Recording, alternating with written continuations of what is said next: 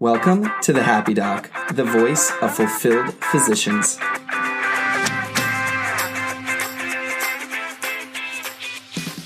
This show is about bringing inspirational, creative, successful, and happy health professionals to you.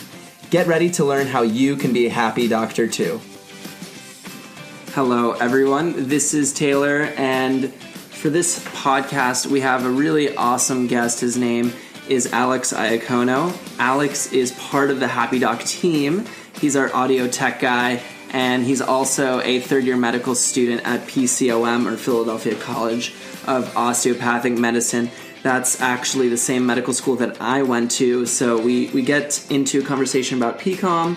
We get into a conversation about the process of getting into medical school. We discuss things like dating in medicine. We talk about Alex dealing with depression and anxiety through the process of medical school, and how do we deal with that, and how do we work through those issues and problems as an individual and as a collective. We get into bigger conversations in terms of our hopes and dreams in medicine and what we'd like to see for the future. So it's a really great conversation between two friends. We hope you enjoy this episode, and please let us know if you enjoy this style. Hello, everyone. This is Taylor, and this is another episode of the Happy Doc. Super pumped, excited. I have someone I know very well today. This is Alex Iacono. He's actually on our team, which is really cool. I mean, they've heard me before. I know. The intro once. You're on the intro. Yeah, that's right. And this episode's a little different because I'm actually face to face with Alex right now. Although no one can actually see your face, so that's not as fun. They do not get to see this glorious beard.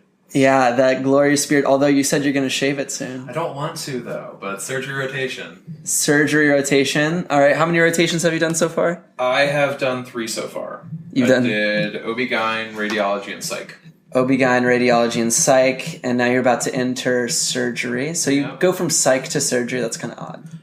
No, radiology to surgery. Radiology to surgery. Okay. So that'll be fun for you. So for the people who can't see us right now, we are at my house, my place. It's the first floor is basically like a laundry room area. Then you walk up the steps, and then the second floor, we're on like a hardwood floor. We're both sitting cross-legged on seat cushions right now, and this is awesome. So to begin, Alex, for the people listening, can you tell us a little bit about yourself and why you went into medicine? Okay, yeah. Like you said, I'm a third-year medical student at PCOM. Kind of always been interested in medicine. When I was a kid, my dad was a paramedic, so a lot of the time I'd hear stories like, oh yeah, we went to this guy's house and he was having a heart attack, and then we did CPR and rescued him. And then also I was just really big into science, and I was an Eagle Scout. So that kind of all melded into this, like, I want to help people and do science and medicine. And it just kind of has become the path from there. For a time period, I actually wanted to do veterinary medicine. That was like age 14 to 18. And then I did an internship / summer job at a vet's office and just absolutely hated it because they don't tell you when, you want to do veterinary medicine, you're just like, oh, I get to just, see dogs all the time and cats. Well, you have to do, spading and neutering. They all have claws and teeth, and none of them want to be there. So it's kind of like pediatrics. In that sense. So in peds, all the kids hate you, and they bite you. And the kids bite you? Did a child? You're saying I heard someone did. Wait, I was going to say, Animals have bit me. Children have not bitten me. I was going to say, what kids are biting? This is not to say anything bad about pediatrics, and I'm sure the kids love you too, but obviously it depends on the age, because, when they're older, it's not that bad. That's true. But, okay, so no veterinary medicine. No veterinary medicine. Any vets listening, ? Let us know. Anyways, so, cool. So you didn't want to go into vet medicine, but you said your dad was a paramedic. Yeah, he was a paramedic for a time, and then he's now a cardiovascular technician in Lancaster, which is where I grew up. Cool. So he's still very much involved in the medical field. He does a lot of stuff with the cardiology department, obviously, and he's also really big into wilderness medicine. Oh. So partially because, we're like a Boy Scout. Yeah, you're talking about Boy Scouts, so right? Lots of camping and stuff, and it kind of morphed for him into let's teach wilderness medicine to people. So he actually teaches a course. He's actually supposed to be coming to PCOM at some time in the near future. So people don't know, PCOM is where we're from. We Philadelphia College of Osteopathic Medicine. They didn't pay us to say that. They did not pay us to say that. However, we could talk about PCOM too. So we're all in Philadelphia. We went to a DO school. Alex is a couple years, below me, although I don't like to do the whole hierarchical thing. I think we're all part of the same medical family. It's okay, I'm like the youngest person in my class. No, it's fine. No, I'm just saying, third years, fourth years, we're all part of the same team. So cool. So you had your journey. So tell me a little bit, so you were going through college. This is more so for pre-meds or people listening in on that level, but so you're going through college. What was that journey like trying to become a medical student getting that acceptance letter? That was a long and arduous journey, to say the least. I went to a small liberal arts college called Elizabethtown College. It's where my mom actually lives now. And she lives right across the street from my college, which makes it really fun to go home. Mm-hmm. But I was a bio-pre-med major with a minor in cognitive neuroscience, did a ton of research, and basically lived in a lab and tried to get straight A's and B pluses on occasion. And just really tried to crush out the old MCAT, because now there's apparently a new one that's 9.5 hours. And and the scoring system's way different. Yeah, it's not a 45 anymore. I have no idea what it is. Yeah, I got my mid-30s on my MCAT. I'm like, cool. Nice. And now I hear kids and they're like, oh yeah, I got a 680, and I'm just like, that's a lot higher of a number. Is it really that high? Yeah, I think it's something it's kind of like how the Comlex is, so it's a 400 to 800 scale or something like that. Oh, so it's maybe comparable to the SATs and that stuff. Yeah, it's more like the SATs now, supposedly. Interesting. I don't know. I don't have to take it again. I don't know. Anyways, so So do you think that a pre-med can have a social life? Yeah, to some extent. I mean, I commuted all 4 years, so that messed up a little bit of the social life, because I couldn't, in terms of the time, spend the night out on a Friday with my friends at some bar when I was 21. Sure. But when you were 21, wink. I'm just kidding. Yeah. That's completely fair. College is a thing, guys. Go on. But yeah, so I spent a lot of time with my family on evenings and weekends. I went to school. I was very involved in clubs. I was president of 3 different clubs and an honor society. I was doing research. I was actively involved in our peer mentor program and tutoring program. # most humble as well. I hope so. I'm just kidding. You're reading off your accolades to me. Anyways, so awesome. So you did a lot of extracurriculars. Did a lot of extracurriculars. You worked hard. You commuted. My phone is going off. Nope. Sorry, Mom, not right now. So you did a lot of extracurriculars. You worked hard. You obviously did well on your MCAT, and so you applied to a bunch of schools in the area. What did you choose PCOM, or did it kind of some people don't get acceptances everywhere? What was that process like, and what got you excited about that school? Memory serves, I applied to 25 schools, I want to say.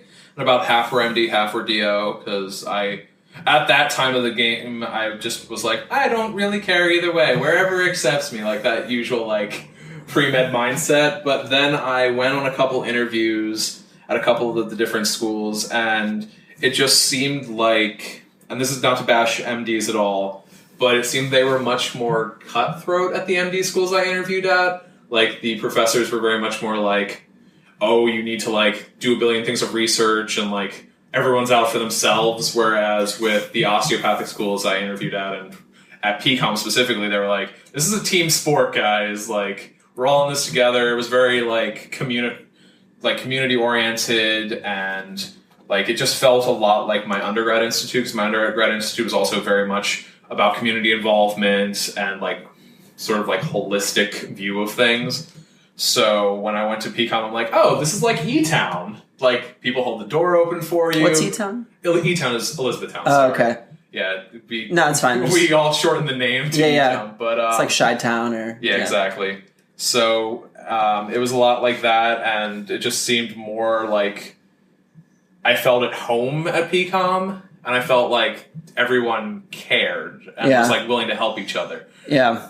Whereas at like some of the other MD schools, which will not be named, they were like, oh yeah, I know people like moving pins and bodies to like beat the curve and like make other people fail so they get A's. And I'm like, and those people are not my friends. So I avoided those schools, and I mean, I got accepted to I think 2 MD schools and 3 DO schools in the end. Cool. So I kind of had some options. Yeah. And so I was just like, you know what? The one that I felt, because like all other things being equal, because like medicine is medicine in the grand scheme, I was like, the one where I felt most at home and the one where I felt like they cared about me the most was PCOM. So I went to PCOM, and I've been there for 3 years, and slowly it has morphed into different things as like I get into my clinical years. I'm like, oh yeah, we did this, and like PCOM is very good at getting you prepared for like clinical stuff, because there's a huge emphasis on like patient history, like being able to like talk to your patients and that kind of stuff. So when I went on rotations, it like really helped me out, which I really enjoyed. That's great. That's awesome. And I would like to echo what Alex is saying in terms of, when I went on my interviews and everything, for me, I wanted to feel like, because you're going to make a 4-year investment into school. You want to feel comfortable there. Now, if you thrive in a competitive atmosphere, maybe it makes more sense for you to feel like you want to be more in that academic, very strict setting. If you want more of a family, friendly vibe, that's kind of what I got when I went to PCOM. We don't always like to use PCOM because we were told it kind of sounds like a website, so sometimes we change it up and do the PCOM thing. But anyways, point being is, you just have to go to the schools and obviously make your own judgments. Alex felt like PCOM was the school for him. And it was the same for me. I actually mentioned this in another interview that I had with like this, it was the Accepted podcast. I don't know if you're familiar. But in that podcast episode, we talked about, well, why'd you choose PCOM? And I said, on my interview day, there was someone literally, I had to go home and I didn't have a ride. And I couldn't figure out how to catch the bus. So I was like, well, excuse me, sir. And I went up to one of the students and I was like, I'm not sure how to get out of here. Do you know like the bus system? Or I had to like exchange like for some cash. I had like a large bill or something. I needed to, get it down to ones and stuff. He's like, wait, where do you live? I'm like, oh, I go to Temple right now. Temple's a school in Philadelphia. He's like, actually, man, don't worry. I'll just drop you off. So he went out of hhis way to drop me off. I think he lived like somewhere in the area, but it was just so cool that, I go up to a random stranger. He sees me in a suit. He told me all about the school and everything. And then he ended up taking me home. So that was pretty cool. But yeah, so that's kind of the environment we have. And wherever you decide to go, it's very important to, you're making that 4 years, you want to be comfortable wherever you go. So how did that acceptance, what was it like to get that acceptance letter? Well, what was I doing at that time? It was like halfway through senior year, I guess, at that point. So I was like in the middle of, quote, interview season and all that other stuff. And I heard back from them. And they don't send you like, because like other schools, like when you get into colleges and stuff, they send you like those big packets. It's like, you're accepted. It was like just this like little like envelope. I'm like, crap, I got rejected. Because like that's what the rejection letters from like some of the other schools were like. And it was just a single sheet. It was just like a single sheet. And I opened it up and they're like, welcome to PCOM. And I'm just like, boom! Yeah. Went out celebrating with my friends because it was like a Thursday or a Friday night. We all actually got art because 2 of my other friends ended up also going to PCOM the same year as me, and both of them got their letters like within probably like a week of me. So we all kind of just were like, all right, we all know where we're going at least if nothing else happens. That's awesome. That's so cool. And then, so I remember when I got mine and I was really excited. I was like, yes. And then when does it, like, pardon my French, but when did you have that oh shit moment where you're like, wait a second, I'm going to go into medical school. This is going to be hard. I'm going to be a doctor. Like, when did that hit you? Did you have an oh shit moment? I did have one of those moments. Since I said I commuted all 4 years of undergrad. So when we were like looking at apartments, because I ended up living with one of the 2 friends who also got accepted. We were like looking for apartments. We like put a safety deposit down on the apartment, and like that's when it sort of started to get real. But it wasn't until like the day after we moved in, and I'm like, oh crap, I'm like an hour and a half, 2 hours away from my family. I have school starting next week because we had like a week of orientation coming up. I was just like, well, this just got real fast. Yeah. And then that feeling persisted for the entire week of orientation and through like the first week of med school. I was just like, I don't know if I should be here. This is something else. And I know that was a really strange feeling for me. Like, definitely the first few months, you know, in college, you could probably say like, well, I'm a pretty smart guy. You know, I did well in classes. And generally speaking, you feel like, you know, if you're not the top of the class, you feel like, you know, you're a higher tier. But then you go to med school and then all of a sudden, like, you're like, wait, like everyone's really, really smart here. Oh yeah. Stratification at the 1% level. And it's like crap. Everyone is really smart here and everyone works really hard and everyone's actually pretty cool. But this is They're weird. All older than me and have their masters. Oh, really? Yeah. Was your class a little older? A third of them were like former biomeds and other like master's programs. A third of them were straight out of college, and the last third were like people who made like professional career changes and were in like their 30s and 40s. Sure. And like one of my closest friends in our class is actually like 6 years older than me. He was a PA for a while, and then he's like, I want to go back and do medicine now, so I have my own like practice, et cetera, et cetera.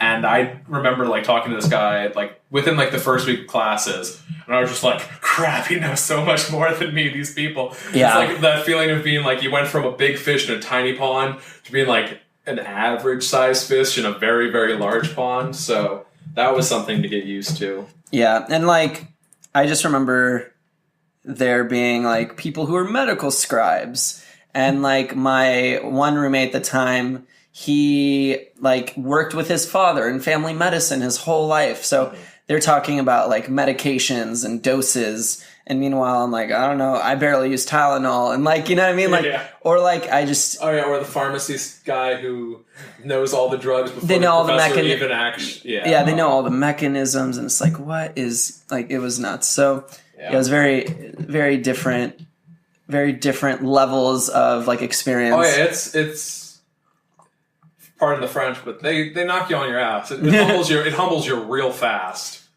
Yeah, for sure. Because, well, I guess what it is too is like you come in there feeling like you know some things, and then you get there, and there's just people at so many different levels, and that can be really anxiety provoking. And, and since we're bringing this up, anxiety provoking, what is it like to, obviously it's very glorified in a lot of ways. Your family's super excited. Your friends are really excited. You're going to be a doctor. But like, what's it actually like to go through that process a little? Can you tell me about, some of the good parts, maybe the exciting parts, but also maybe a few challenges that come to mind? Okay, yeah. It's easier to think of the challenges for me just because there were quite a few nights where I'd end up like, crying in a shower after a test or something. Wow. But since, like I said before, when I was an undergrad, I was like a straight A student, basically, occasional B's and stuff. Same with high school. I got I think it was our second test for anatomy, which was our first semester, and I got a C- on it. And then that I ended up still getting like a B+ in the class overall, whatever. But that was the first C I'd ever gotten. And I was just super like, holy crap, this is like the real deal kind of thing. And then that also, we then had the next semester, we had biochemistry, which I had never taken before in my life. I did really well in organic chemistry, sure, but biochem is a whole different monster. And I ended up actually failing one of those tests. I got like a 66%, so I was like just below passing. But that was 70, the first 70 being passing. 70 being passing at our school.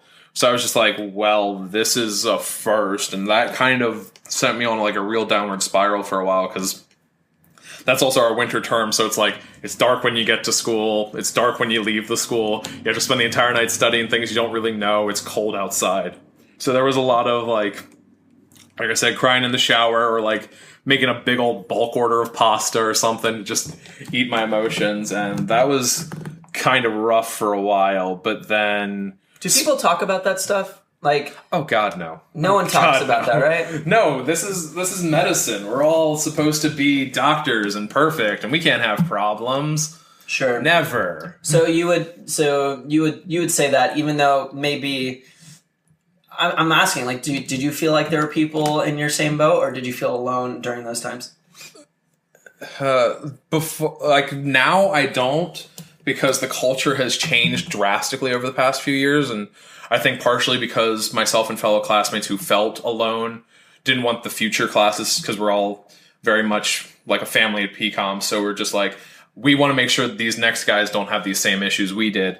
So like we really promoted it and pushed for like people, like we have like self-help group kind of stuff, and like you do the happy doc, and I became very involved with that. So like a lot of us reached out to resources that we knew of and tried to promote them as much as we could. But yeah, when I was a first year in med school, I pretty much felt alone. Like even though I was like rooming with a guy I'd known for my entire life, like we were having drastically different experiences. Like maybe he was doing a little bit better, just not to make assumptions. We were doing about the same, I think. So why was his experience different? Because he's one of those people, not to bash him because he's a great guy, but he's one of those people who like plays for the stereotypes. Is like, I'm not allowed to show my emotions. I'm going to be a doctor. So like he would be like, oh yeah, I did okay on the exam, and like even if he didn't do, or maybe he did amazing, or he maybe so he. Like always, he didn't talk about it. Yeah, he didn't talk about it, and he seemed like he wasn't having any problems with it. Even though, like, looking back now, and like we can discuss it now, him and me, like we were both struggling pretty hard, but his way of dealing with it was just ignoring the problems. And isn't that interesting that you guys lived together, right? Yeah, we lived together. So isn't that interesting? You guys were both having issues. You were more displaying. Yeah. He didn't display. Mm-hmm. And you guys lived together, and you guys did not know and probably felt really alone. Oh, yeah. I mean, you literally lived together, and you guys didn't know, right? Oh, yeah. I mean, looking back, like, there were signs, because, like, we went from being, like, the best of friends to, like, arguing over, like, whose turn it was to do the dishes and, like, all this other random stuff. Like, you're stressed like out. The aggression and, like, the stress, we were, like, venting into other things because we didn't want to actually, like, admit our problems to each other. But, I mean, I was still, like, he knew kind of that I was struggling, but I didn't know at all, like, what he was going through. And he was going through some stuff, too, at the time. And, yeah, like, it was a rough time. But now, since then, obviously, like, a lot of us have promoted mental health awareness, and, like, our psychiatry club at PCOM, if you want to call it a club, or an interest group or whatever, has really been promoting, like, group help, like... We have a counselor on campus. We have like a whole bunch of psych program people that are there that do counseling. Like there's a whole bunch of resources, and they were there when I was there too, but they weren't as like in the forefront. Sure. And our school, like our committees that were like the mental health committee, if you want to call it that, we kind of really were like, no, these need to be at the forefront. And this last year, actually, when the new first years came in, we actually had like an entire day of just like, here's the mental health resources. Like, it's okay to be stressed. It's okay to feel like you don't know what you're doing. It's okay to feel like you don't belong here. Like, that's all completely normal, and everyone else is feeling it to some extent. So like, you can reach out for help. And we've really tried to promote that as much as we can, because they're obviously like, not to go like to a very dark place, but like physician suicide is a very big thing. And since it is September and like Suicide Awareness Month, there is a lot of burnout in physicians. There's a lot of suicide. There's something like, I don't remember the exact statistic, but it's something like 400 physicians, residents, and medical students a year are committing suicide. Yep. And I'm just like, well, that's not a good thing. No. Like it's kind of like who watches the Watchmen? It's like, who helps the helper? Yeah. So we're trying to, at least I'm trying to, because I really enjoyed my psychiatry rotation, and you're a psychiatrist now too. Yep. So like I've pretty much started to walk along that path, I think, for residency and whatnot. So, well, I hope. Yeah. Here's hoping fourth year goes well and I get all the residency letters and all that stuff. But I think it's really becoming an important issue to me about like mental health and about helping physicians, and that's like half the reason I got involved with you, other than you being an awesome guy, obviously. Oh, thanks, man. I appreciate it. But so, yeah, that was like the hard things that happened. And I mean, there was obviously other stuff, like I was used to commuting from home and seeing my family and seeing my dog. That is a huge thing I did not realize until like now looking back. I was like, I really wish I had a dog all of med school. Like Yeah. the entire first 2 years, and even this year, but because I've like on rotations and I'm all over the place, like it doesn't really work for me right now. But I realized like back when I was an undergrad, if I was like stressed out, I just drive home, play with my dog for like 4 hours and like sit with my family and everything would get better. And I didn't really have that safety net anymore in medical school. So you have to kind of figure out ways to like build a new safety net and build a new group. And, you know, there's so many, like, I'm going to turn this guy on. There's so many good things that you said, you know, just now, like looking back at your journey a little bit, like first off, you're talking about the fact that like, it's not very comfortable to open up about your feelings, especially when, you know, you said it yourself, like the school that we were at didn't really feel that competitive. And yet you're nervous about sharing your scores, right? Mm-hmm. And I think there's this weird thing because the whole time, you know, in high school, you're supposed to get A's, in college, you're supposed to get A's. All of a sudden, you know, you're just trying to pass a lot of times. All right. And any people who are not medically related, listen, anyone who passes has a great amount of knowledge. You know, you don't need an A per se. Really what matters is if you don't know the answer, you're looking the information up. That's even more important. But regardless of that, you know, it's just so interesting that you're not able to share these feelings. And because of that, you feel like you're alone. And when you feel like you're alone, that even pushes you further down into the anxiety, depression loop, feeling like you don't belong. And then that's not good. On top of it, in college, you're working, you know, you're still working hard, but you probably had a little bit more free time, more time to, and you were closer to your family. And then you had this huge transition. You go to medical school, and at medical school, you're not seeing your family as much. You're probably working longer hours, and then you feel more alone, more secluded. That's definitely, you know, and you can't be nearly as involved in clubs and social life stuff. So, and so you're not as involved with all those things. And you know, your story is not that unique. I mean, your story is a very normal story, but you feel so alone during those times. And I can tell you, I felt the same way. And one of the reasons, you know, the Happy Doc came to fruition for me, and, you know, creating this idea and bringing Alex along and a lot of great other people is we need to have these conversations. You know, I'm so happy that you're opening up about this, which is totally awesome. And this is the type of conversation we need to be having with our roommates. This is the type of conversation we need to be having with our schools. This is the type of conversations we need to be having in groups. Obviously, it's not comfortable to be like, hey guys, I'm depressed, boom, and then drop it like it's hot. You can't do that. But so I don't know if that's the way I mean, I've handled it that way sometimes. Well, I guess it's the way. I don't know how else to really, but you know, you have to, this has to come up at some point, especially a clear sign and symptom for you guys. If you're not normally an angry person or an aggravated person, all of a sudden you're getting into arguments with your roommates, you're getting arguments with your significant other, you're getting arguments with your parents, you know, you feel a little bit more like labile, your mind's starting to have a lot more negative self-talk. You know, you're saying things to yourself you may not have ever said to yourself before. You're crying in the shower. You know, like those are clear signs that you need to be expressing yourself in some way. So with that being said, I'm gonna turn this around to you. What are some methods you use to kind of get that out, express yourself? What have you done? Well, that's a complex question because I actually ended up... Whatever you're willing to share. Oh, yeah, totally.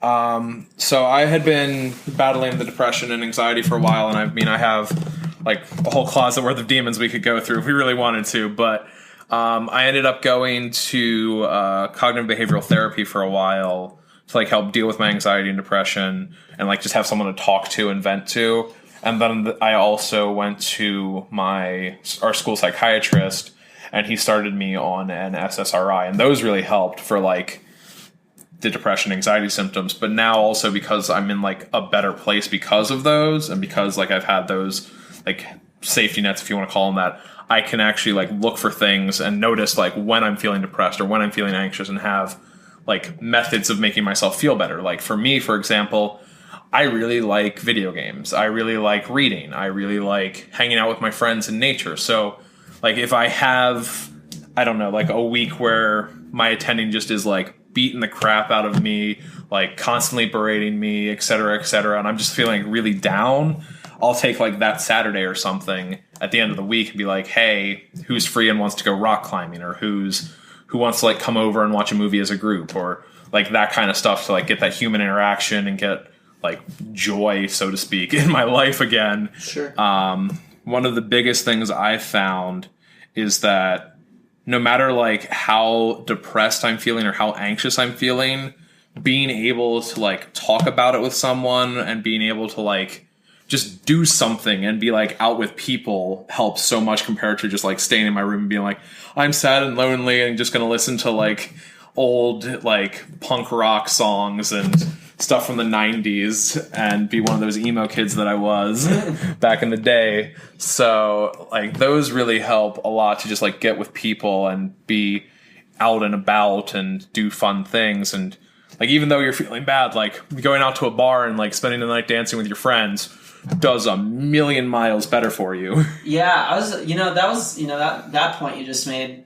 I can't tell you, like, a lot of times I'm like, oh, I'm not going to be as productive if I go out tonight. Well, actually, sometimes you go out and you have such a good time. Not to say that you have to go out, but I'm just saying whatever thing you want to do, sometimes you hold yourself back. You're like, no, I need to study. I need to sleep. Sometimes I got less sleep. I went out, had a great time, and then I felt super recharged, right? Like, you'll be surprised. You might expect your body to react one way, but sometimes you just need to let that stuff out. Yeah, exactly. I mean, also sleep is important though. Like, let's be fair. Like, 8 hours a night. I wish I could get that every night. But rotations sometimes have you working a little bit harder, and I'm sure with your residency program, they're working you like a dog too. But sure, that's normal at this stage of the game. But I have to say, like, sleep. Is it though? It shouldn't be. Right. I will freely admit it should not be. Like, I should not be pulling a 12-hour shift and then doing a 24 on-call shift and then another 12-hour shift the next day. See, that makes no sense to me as a student. I'm just saying. Anyways. Like, because that's, not to bash my OB rotation, I had a wonderful time and I learned a ton on it.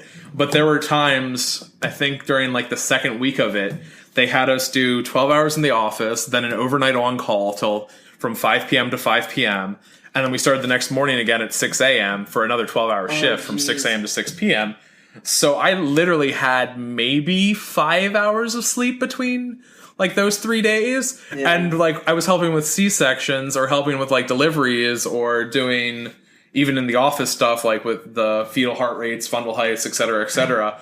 And I was like half falling asleep when we were doing these things. And my attending's like, why are you so sleepy? And I'm like, because I'm not used to this, dude. Yeah. Like that was my first rotation. So I did not expect to like go from having like 6 or 7 or 8 hours of sleep or whatever a night to being like maybe getting 4.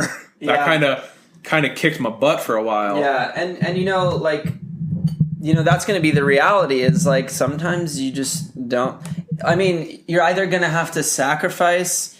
There was a good quote that I don't think it was from one of my interviews, but sometimes you're going to have to figure out where your chaos is going to be. So chaos meaning like you have a 24 hours in a day and you're not going to always be able to do all the things you need to do. Some parts of your life are going to become chaotic. For me, when residency started, my family life became very chaotic. I could not. My mom was staying at my house at the time when it first started, and I could not give her the attention. I told her straight up, like, the fact of the matter is there's not enough hours in the day for you to get my attention right now. And so that part would be one of the parts that I had to choose my chaos in.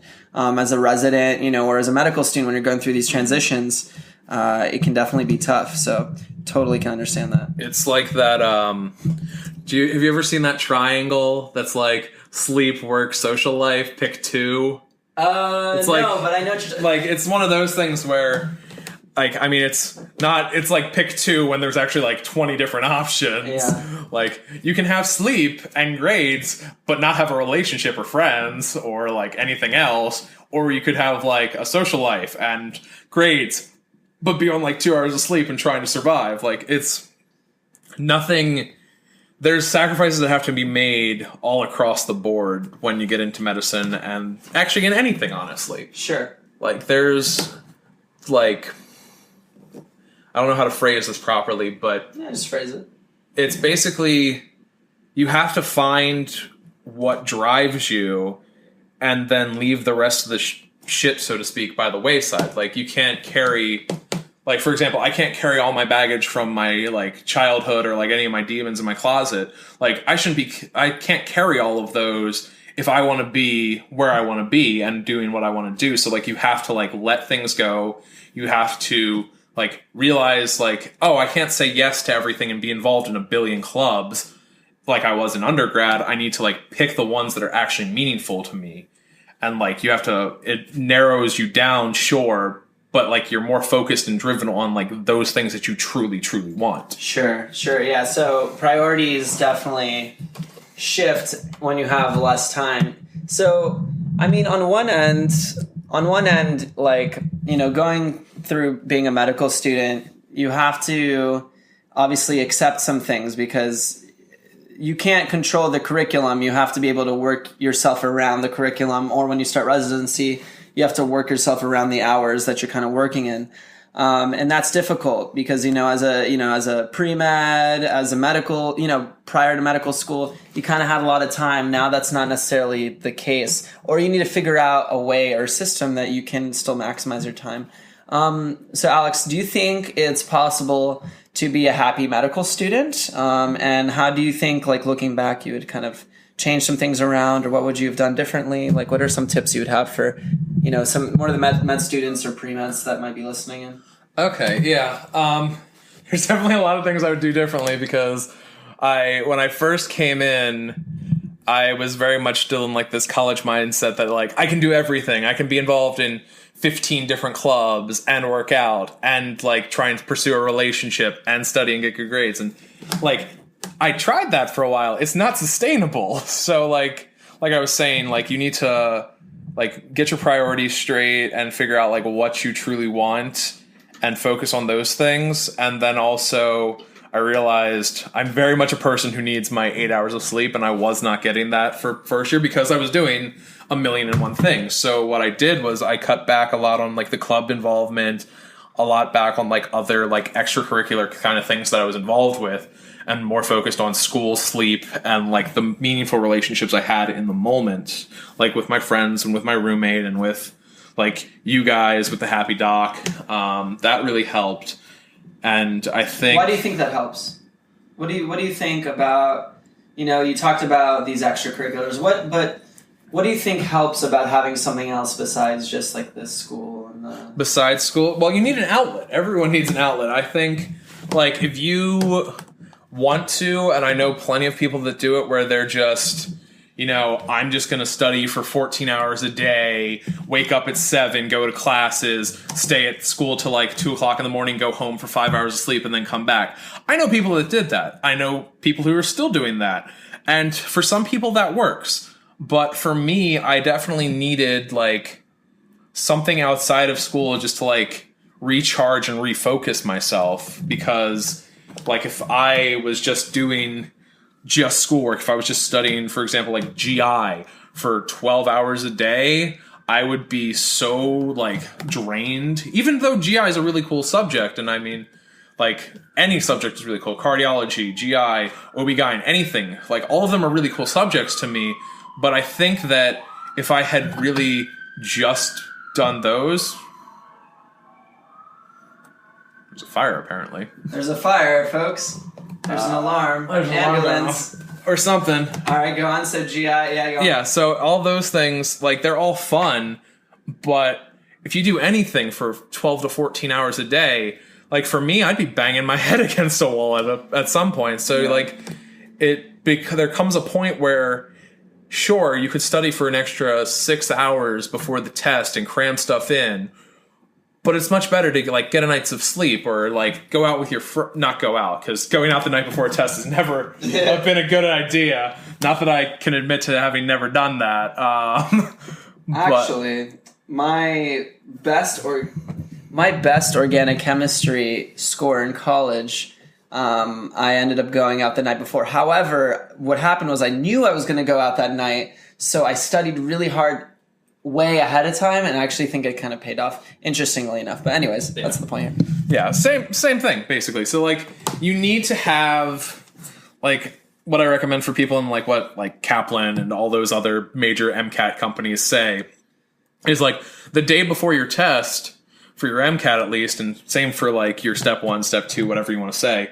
Like, don't spend the day burning yourself out studying, doing like an 8-hour practice exam or something to get a preemptive score. Like, take that day to like rest and recharge, so when you hit that test, you're hitting it with everything you got. Yeah. So I think that like having an outlet, like for me, like hiking or reading or like going out and finding a dog to pet, like it really, like, it could be as simple as that. Like, I've literally left my house because we both live in an area of Philadelphia where there's a lot of dogs in the neighborhood and a lot of like college age kids. So it's not uncommon for you to like be able to just like walk to a nearby park and see 20 dogs. So there were times where I was just like, you know what? I'm stressed out. The test is in 2 days. I don't think I can put any information more in my brain. I'm just going to go take a walk. And I would go take a walk and find like this giant German Shepherd to go pet and like have a great time. And then I'd come home, and then the next day I'd be like, all right, well, I can still study some more and I feel recharged. And then when I actually take the test, I do a lot better. Sure. And that's something like even our professors say that. I think on our first week of classes, one of our anatomy professors was like, if I see you in this building for more than 10 hours a day, I will literally kick you out of this building and give you homework to go home and sleep and like talk to your family. And like, so he even understood that like you can't just work. You can't just put your nose to the grindstone all day, because you end up with no face at that point. You just you stop being a person. You just become a machine. Well, yeah, that part too, right? So you're busting your butt, so to speak, and you're working all these hours trying to jam all this information in your brain. But on top of it, you're probably a lot less efficient. There's a lot of research to show that the best methods to studying are to block off times, probably around 3 hours for max efficiency. Then you take a break and then you come back and study again. But more than 6 hours of like true hardcore studying without distraction, our brains aren't very good at that. Honestly, to concentrate for that long of a time, we lose efficiency. So it's really important to be able to do other things. And Alex brought up a great point, like, when you have that outlet, whether for him it's the Happy Doc or, other extracurriculars, hanging out with friends and those things. Kevin MD, if you guys go to kevinmd.com, one of the biggest like social media blogs for physicians, he recommended, like he said it himself, he would have burned out, but what allows him, the time and the space to really recuperate is actually working on Kevin MD. So having that creative outlet, having something to do besides just like medical school, besides just studying, is so important if you're going to have that like more balanced life. Speaking about balance and stuff, we're probably going to mention something about dating in medicine. I think that was like kind of an interesting conversation that we haven't really brought up, but I think it would be just, it's something to consider. So how is it possible to date in medical school? What's that? We don't have to get into drama or anything, but like, what's that like? Because obviously you're a single man on the prowl. Sure, we're gonna go with that. So for me, actually, I should probably caveat this first. Prior to medical school, I was in a relationship that did not continue when I was in medical school. Not through any fault of my significant other at the time, but mostly because I was like putting more time into school and into like my grades and wasn't putting time into my relationship. So it is very like, but I have other friends who have been with their significant other since like high school. So it is very possible to keep a relationship from undergrad or from whenever going in medicine, but you have to put work into it. And at the time I wasn't doing that, because at the time I was very much like nose to the grindstone, like studying all the time, and instead of like taking the occasional weekend to go up and visit her, that kind of thing. Yeah. So it is possible to keep a relationship in medical school, but you have to put the effort into it. It's also possible, like I know people that have met in med school during like orientation, and actually one of my best friends, he's actually getting engaged to the girl he met like the first week of orientation. And I was chit-chatting with him back then, and we weren't really close friends, but he's like, that girl's really cute. I'm going to ask her out. I'm like, you should do that. So like it does work out for some people. For me now, I mean, I'm on rotation, so like lots of hours, lots of commitments, that kind of thing. So it's really hard to, go out to a bar every weekend and meet someone. Is that where you meet people, Alex? Do you meet them at the bar? No, because I'm of the millennial generation. So there's this wonderful thing called internet dating. Oh, tell me more. Tell me more. So, not to get into the specifics. You're on that hashtag Tinder and Bumble game. I am on those things. I will freely admit that. Yeah. But, so... Not Christian Mingle? Not Christian Mingle. No. Not farmers only either. Not farmers only. Wait, what's farmers? Is that like... That's a thing. That's a thing. Farmers only? Farmers only. It's for people who are farmers and want to date other farmers. There's so many subgroups. There's so many subgroups, like... There's what was the one I just saw like an ad for? East Meets East, which is for Asian people who want to date other Asians. Is there an East Meets West? Probably. Anyways, dude, there's literally like a billion of these sites. So yeah. I ended up using like Tinder, Bumble, Coffee Meets Bagel, like those kind of things. Sure. And I tend to end up like going out on dates with more like college age people for the most part, like 21 to 25 ish, just because that's your my age. Yeah, that's my age demographic. So like they understand like, oh, I'm still in college, but it's tough sometimes. Like I'm kind of on like date 3 with this one girl, and we've been like talking for about a month.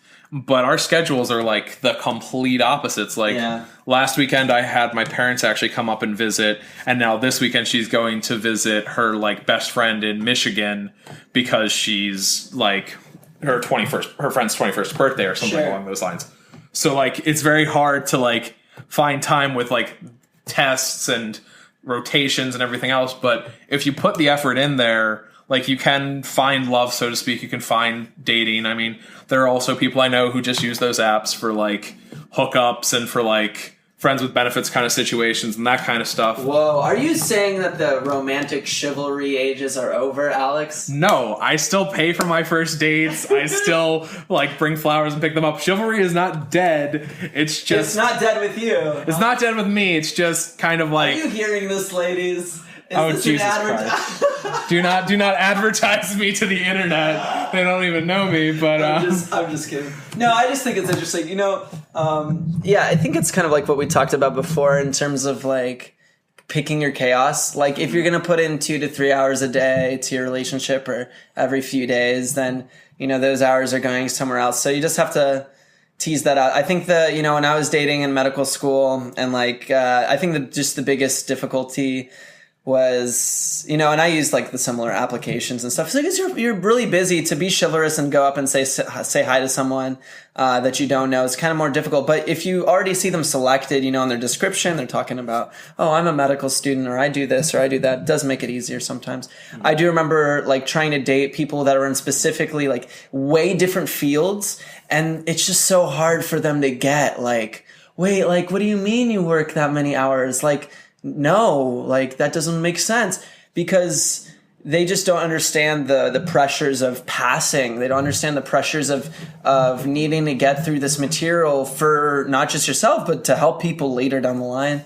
It is a big responsibility. I don't think always people get that. So definitely something that was difficult. I dated like someone in fashion design, and she just, our hours were very different. You have these like creative people that have all this time on their hand. Yeah, they're busy working, but it's a very different structure than having assigned work or, I mean, not to stereotype, but I found that for the most part, at least with my dating experience, it's much more easy to like, people are more understanding if they're like medicine or engineering or lawyers, any STEM program, any like graduate level program kind of thing. It's easier they for understand. Them to it's easier for them to connect on that level. Yeah.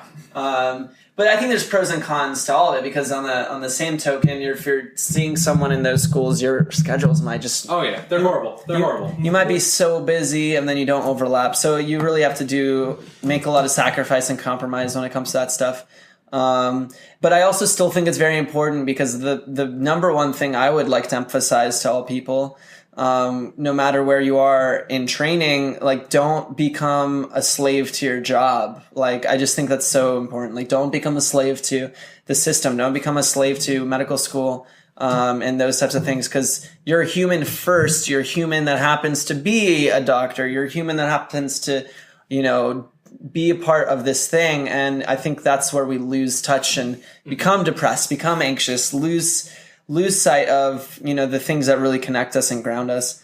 I don't know. Would you agree with that? Yeah, I would totally agree with that. I mean, you need to have, I've said this probably a million times at this point, but you need to have an outlet. You need to have things outside of your job, because we can't all just be cogs in a machine. I mean, if that was how medicine was going to work, like, we could just give WebMD, AI, like, its job and just become factory line workers. Like, all right. But there's a lot to medicine that's both, like, the science, it's a science and an art. Like, the human interaction is there for a reason. So, like, you can't just, like, become a machine and just, like, study and know facts and work all the time. Like, you still have to be a human being because you're working with human beings. Wow, I love that. That's great. And so let's talk a little bit, I don't want us to run this to be too long conversation, because I don't want people to be bored. But hey guys, if you're getting bored, maybe you take a second to pause it and listen to it later, huh?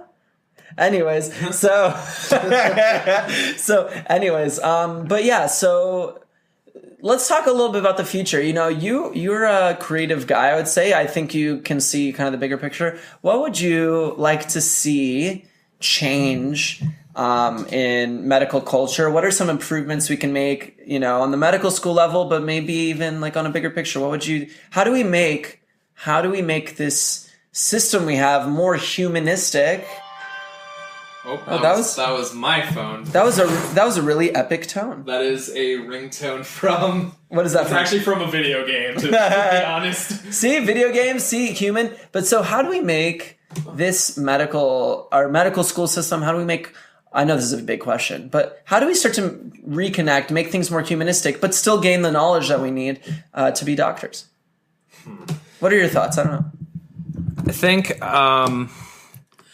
I think honestly, just talking about it has done a lot. Like, if you look in the last... So something like this podcast? Yeah, like this podcast, like everything you're doing, everything like Kevin MD or like Z-Dog, he has the Silent No More campaign about like violence against nurses. Like, the fact that we're finally, like, as a medical culture, talking about these things and admitting about these problems, I think is going to go miles. And for anyone who's a DO, OMED, which is like the big osteopathic medical conference, is going to be here in Philadelphia in a couple weeks in October. And there's actually one of the days, like the big speaker or like one of the big conference talks is talking about physician burnout and physician suicide. And 5 years ago, that wouldn't even be like on the table of topics that they would talk about. So I think a lot of it is just admitting, like, it's kind of like an addiction or like anything like that. Like, you have to admit there's a problem so you can start fixing it. And I think that's the biggest thing we can do as a society, is just like talk about it and have people realize, like, we're doctors, sure, but we're also human beings. And like, just having us be based on like satisfaction scores and like all these other things and working ridiculous hours and just becoming giant cash cows, so to speak, for like certain companies or whatever you want to do, however you want to explain it. Cash cows, huh? Cash cows, yes, cash cows. But like, we can't just be those cogs in a machine. Like, we're people too. So I think talking about it, having these conversations is really one of the key things. And I think slowly, like, it's going to be like a ground up movement. Like, first it starts with like your podcast and with Z-Dog, Kevin MD, like all these other big name physicians who are like movers and shakers, who are like starting to say like, hey, we have this problem. And then all these other physicians will get behind it, and then we'll combine our voice to be loud enough that we can get like something on the level of like the AMA or the AOA to have like a policy, to have like, and that's slowly being what's happening. So then they'll build up from there, and they can do something to like make the government do something, or make like systemic worldwide kind of changes. It's going to be a ground up movement, and it's going to be a lot of work. But I think honestly, the path is there, and we're like traversing it. It's just going to like we just got to continue pushing, and it'll all get better eventually, hopefully. Sure. So speaking is definitely important. I think number one is expression. You can't solve a problem if you don't express it, right? Because then it's just unearthed. It's just earthed. You're not unearthing and allowing those concepts and ideas to come out. So it's huge. I put a lot of thought, and I think about this stuff all the time. And to me, and I have these conversations with a lot of great doctors. To me, the number one thing, and we're talking about this whole time, is you're a human unit first. So in order for us to start to bring out the actions we need to take besides the talking, we need to create this. These are just my thoughts, guys. We need to create a system that allows you to be human within the system. So I got to talk to doctors. Like, you guys should listen to the podcast with Venu and Vinay Julapalli. They're the creators of Health 3.0. They talk about it. Health 1.0 is this really unique system where doctors, you think about doctors being fully autonomous. Mm-hmm. Then you talk about Health 2.0. Health 2.0 is what we have now, where everything is kind of more, not automated, but we have all this data, and we're doing practice-based guidelines, which are really great, but might not be a unique system. And then Health 3.0 is this really unique system that they're trying to build, where you take the data, but you can also be your unique self within stuff. Also hours, like, we need to be sleeping more. Yeah. We need to have more controlled hours. We need to have more people. I would say we need to have more players in the space so that people can recharge and shifts can be shorter and those types of things. And obviously that's a very idealistic statement, but people need to sleep. Like, you can't have doctors running on E all the time, because you're killing your workforce, and that's not healthy for anyone. But I think that's a really good point. Alex, I know we've been talking for a while. Was there anything maybe we didn't hit, something you would want to share? Or I mean, just thinking about it a bit more for things we should change, and obviously we've had a fairly deep and conversation so far, and I think that the biggest thing is that people should hopefully get out of this entire conversation. And I mean, this has been the conversation you basically had with every physician you've talked to, every medical student, every resident, is that change is happening, and things are moving towards positive outcomes. So as long as we stay positive and stay driven to make these changes and to stay human, I think a lot of this will become a lot better in the near future. So wanted to end on a happy note. Yeah, sure. Also, this was a little insight that I got recently. I'm going to say it like this, and I had this moment with a friend recently, and the idea is you got to be the spark. And I know that's kind of a weird statement, but I'm going to explain it. It actually happened in the realm of us going out and dancing, where I was with a group of friends, and there was this pop in music. The music was going, everyone's excited, and no one was dancing. And meanwhile, I'm like, I want to dance, and my friends want to dance, but it's, that weird, social... The social awkwardness of being the first one to jump into the dance floor right. before everyone The else. social awkwardness of jumping into the dance floor when the music's popping. So the environment is perfect. The environment is prime, but no one's going out to dance, and it's really awkward, right? So my friend turned to me, and did I say it? I can't remember. Anyways, point is, someone said, be the spark. And so sometimes, when something needs to happen, but no one's actually putting their neck out, so to speak, you got to be the spark and do what needs to be done. Also, because we do have a hierarchical system, a lot of times we feel like our tendings are always right. The supervisors is always right. Yes, that's, their license and all those things are on the line. But don't be ashamed to bring up something if you feel like something needs to be said. If, vocalizing those things, vocalizing the problems, vocalizing the issues, be the spark. Go for the change, be able to do what needs to be done, looking for those things that you can vocalize and you can change on the local level, because when we change on a local level, that can also get implemented on a bigger scale. That was just something else to add. Any other tips or anything you want to leave the listeners with? I mean, now I kind of want to dance. I kind of want to be the spark and go out and dance myself. So I guess taking that in the more literal sense with medicine is, I think, we just got to keep being driven. And even if you're just like one voice can start like an avalanche. Right. So if you've got the passion, you've got the idea, whatever it is. I mean, Taylor came to me with his idea for the Happy Doc 2 years ago, and I was like, this is a really cool idea, but I don't know whether this will work out or not, but we should try it. And I think that, like, no matter what, even if it cascades and, like, turns into a fireball down the line, like, you can at least say you tried it, and, like, you have to put yourself out there for things to happen. And I think no matter what, like, everyone has an idea, everyone has some unique thing that they can bring to society. And, like, if you think you know what your unique thing is, like, do it. Drive yourself. Be passionate. Be vocal. Because, like, any one voice, like I said, can start an avalanche. And you can change the entire landscape of the mountain of medicine, so to speak, with just one voice at the beginning. So raise your voice. Find your passion. I think that's basically the biggest thing for everyone. Awesome. I loved it. So, Alex, thank you so much for coming to my humble abode today as we sit again cross-legged on a hardwood floor.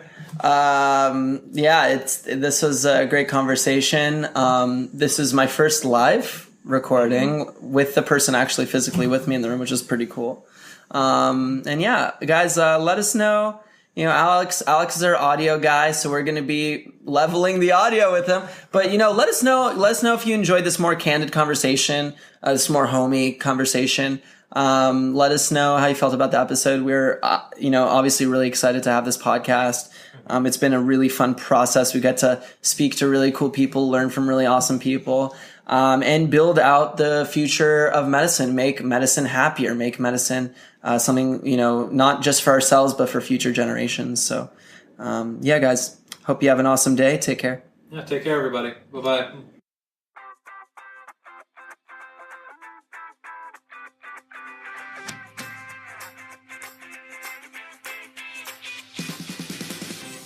Hey guys, we hope you enjoyed this episode, and we want you to definitely subscribe to our social media channels.